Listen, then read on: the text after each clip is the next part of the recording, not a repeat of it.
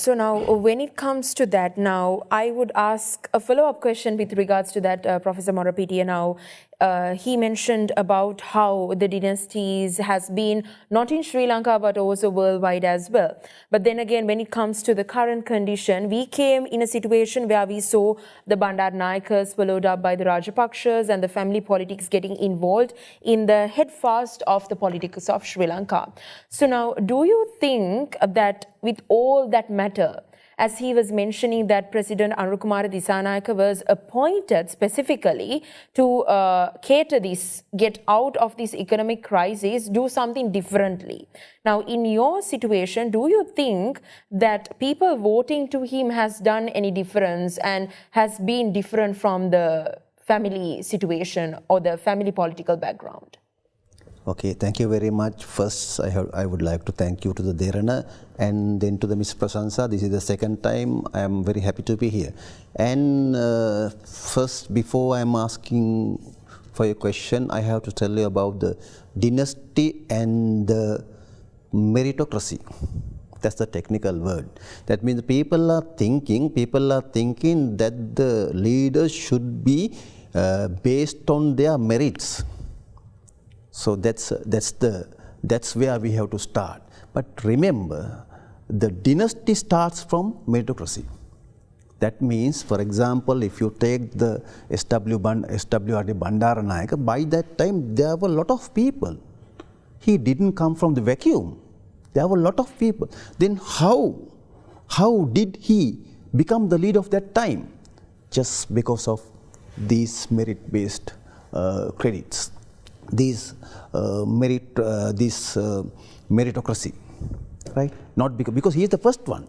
So he didn't have his father in politics. So he, out of many people, many leaders by that time, he was elected as the prime minister or the leader just because of his own qualities, right?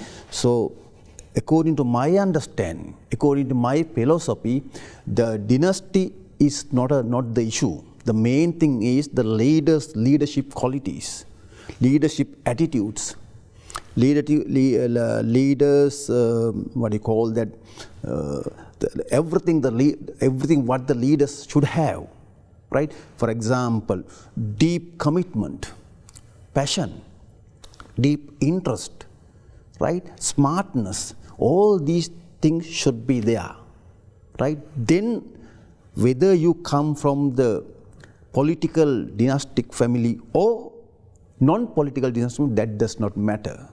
What matters is her or his own passion. For example, if you go to the SWRD Bandaranaike's era, he was shot dead immediately. So immediately Mrs. Bandaranaike was nominated. By that time, there were a lot of big leaders. But the people knew that she is the one who could win the elections. Right? And then, so the dynasty was there.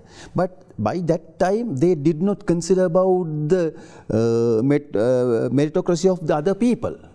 Right? There were a lot of other people.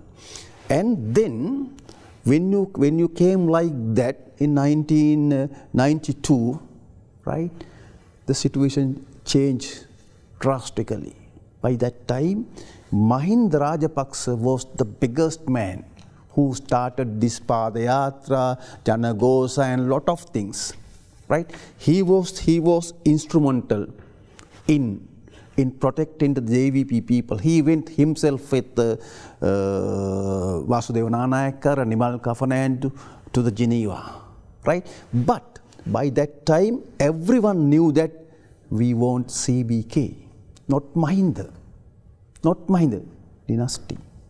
dynasty, right? Because then it is easy to catch the votes, right? Mahinda Rajapaksa was the prominent character at that time, but everybody knew, even the Mahinda Rajapaksa knew that we need to win the election, not because of his own political background, right? He also coming from some big background, but CBK is much bigger than his political background.